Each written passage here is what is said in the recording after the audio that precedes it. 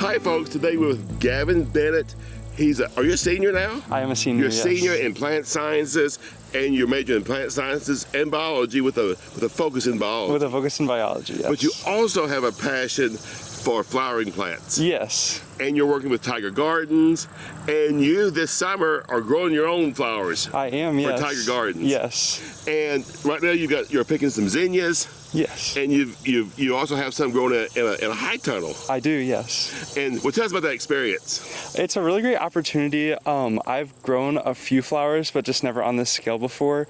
So I've really been enjoying kind of like learning how to actually farm flowers and produce something out of that.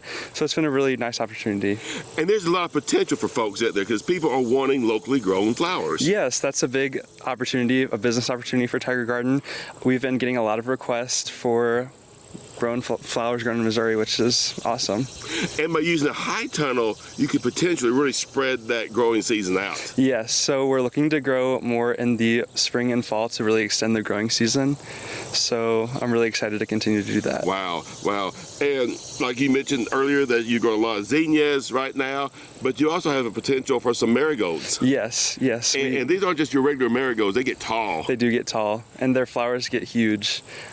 And you also utilize the sunflowers, and here in your bucket you've got several. Yes, I have some Gomphrena, or I believe it's called globe amaranth is another word that they call it.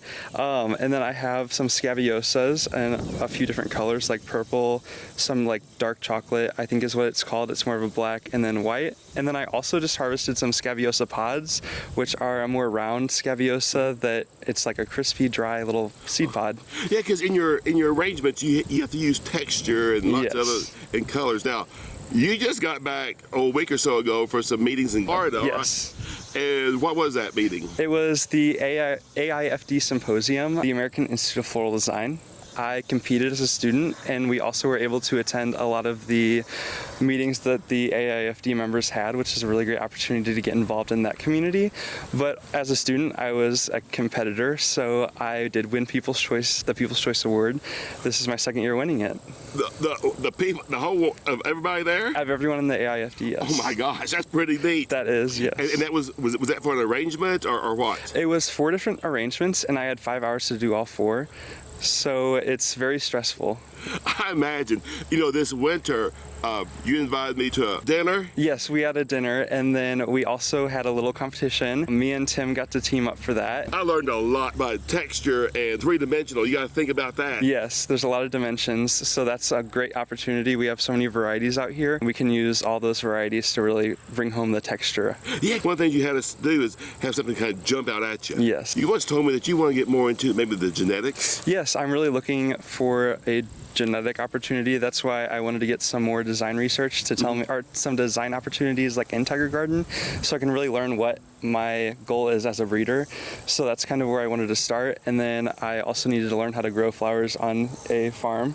Yeah. So that's another step in my path. And the cover crop that we're planting is sorghum Sudan. It's typically used as a forage crop in the summer. But what's neat about it is that you can mow it down, it'll come right back up. And instead of having to till between the rows, we're no-tilling and we're mowing the cover crop down, and that builds our soil health. And that's important too, to have a good base to grow your flowers. For sure. So we're working with Gavin and his colleagues on that, and you've got one of your colleagues out here. Yes. Picking. Yes. Sadie, what's your name? Sadie Tummins. What we did here is that we laid plastic down just like we do with our tomatoes. And this is the end of our Tomato Fest plot. So we laid plastic down, we put a drip tape with it.